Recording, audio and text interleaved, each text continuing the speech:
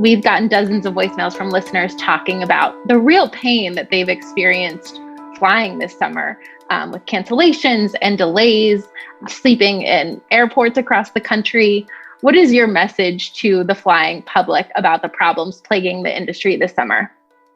So the most important message that the flying public needs to hear is we've got your back. Look, sometimes there's just a situation like a weather event that is going to cause cancellations and delays. But other times, these are issues that are within somebody's control. And we need to make sure that those issues are addressed so that we have fewer of these cancellations and delays in the first place. And then when cancellations and delays do happen, we're going to make sure that airlines meet their responsibilities to take care of you. For example, when your flight gets canceled and you can't get to where you're going, you're entitled to a refund. A lot of folks don't actually know that. And we will enforce that requirement.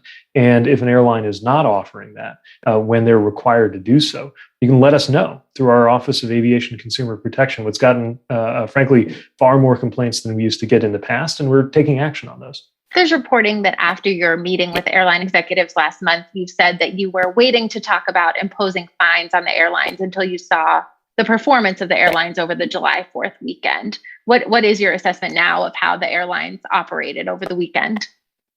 Well, look, we're always going to consider using all of the enforcement tools that we have, but I was looking to see if there would be an improvement from the Memorial Day travel weekend, which was really tough in terms of disruption, to the July 4th travel weekend. And the July 4th travel weekend was indeed better.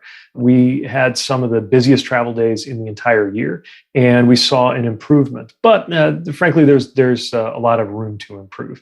The cancellation rates were in the neighborhood of 3%, and that's still too high compared to what you would expect to see in a normal year. We know this isn't a normal year. Shockwaves from the pandemic are going through every part of the economy, including our aviation system.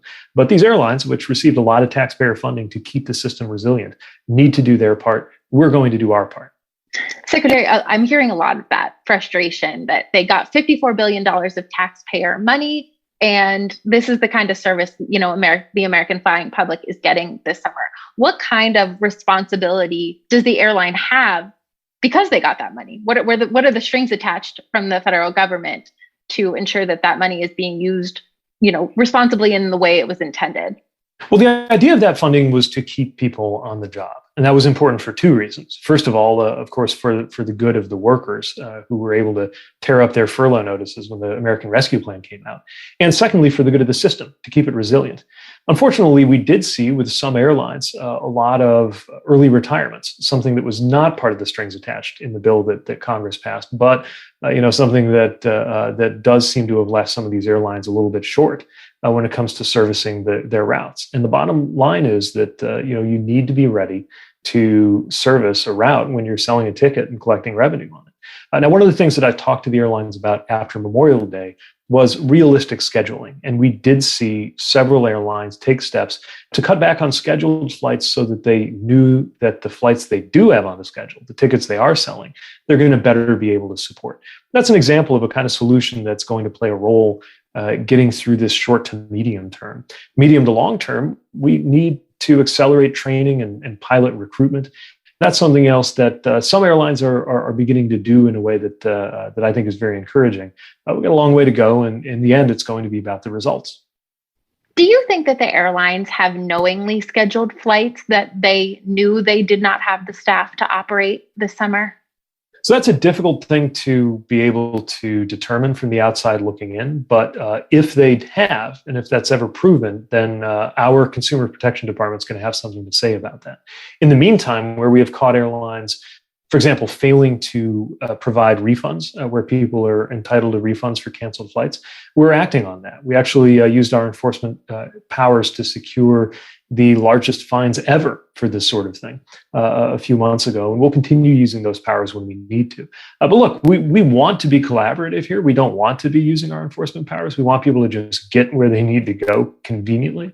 But if there is an issue with unfair practices, we're going to act. It's why we have that Consumer Protection Office to begin with. You mentioned the pilot shortage, which, we've talked to airline pilots and industry folks who are saying, this has been decades in the making, exacerbated by elements of the pandemic, like you mentioned, the early retirements.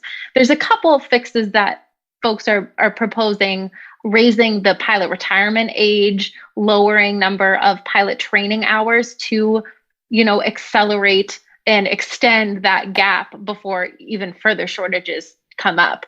Does the Department of Transportation, support any of those measures?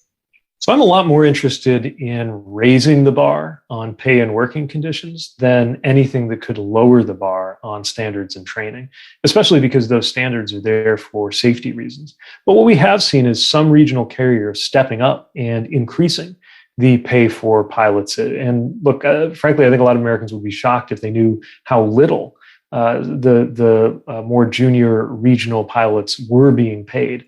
I think when you see that pay come more in line with the expectations and the options that those qualified pilots have, you're going to see improvements coming out of that. And by the way, my department is offering support for things like curriculum development for aviation in high schools and college to help build up that pipeline that the airlines ultimately need to then turn to recruit, train, and retain great air crews. Do you have any next conversations scheduled with airline executives to talk about how things are going? So with everything that's gone on this year, I've formed the habit of just picking up the phone in addition to formal meetings. Again, to recognize when they do the right thing and to make clear what we'll do if they fail to meet their responsibilities. We're going to continue to be putting airlines on notice about what they've got to do to treat passengers well. We're looking at some more rule makings that will help everybody from families with children to passengers with disabilities, but also want to work proactively and collaboratively on things like making sure the air traffic control system is working in an efficient way and seamlessly integrating with what the airlines are doing operationally. Anything else that can help. The bottom line is about making sure people get where they need to be conveniently and affordably. And when an issue does come up, that you get it resolved, that you get treated well, and of course, this is another issue that we're taking a close look at right now. You can get somebody on the phone so that if a delay or cancellation could not be avoided, at the very least, don't make somebody wait 8 hours to talk to someone about it. Secretary, just one last question. There have been some airline executives who have blamed some of the delays and cancellations the past couple months on staffing shortages at the FAA. Do you think that the FAA has some blame to take for the headaches of summer travel? So I want to be clear that FAA staffing issues do not explain the majority of cancellations or delays in the system. But like any organization, FAA was impacted by the pandemic. As you can imagine, environments like training and air traffic control don't lend themselves to remote work or social distancing very well. And they're working through some issues that we're also in close communication with the airlines about how to sort out, repositioning resources where needed. Well, thank you so much, Secretary, for taking the time to talk to On Point. We really appreciate it. Sure thing. Good being with you.